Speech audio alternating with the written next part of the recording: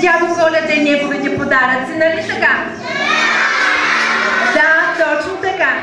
Затова пожелавам ви да сте много щастливи, да се веселите, да пеете, да танцувате и да покажем на джуджетата, че сме готови в други ден, сряда на 19 декември, да посрещнем тук в детска градина Русалка дядо Коледа, който ще ви донесе най-хубавите и най-големите подаръци.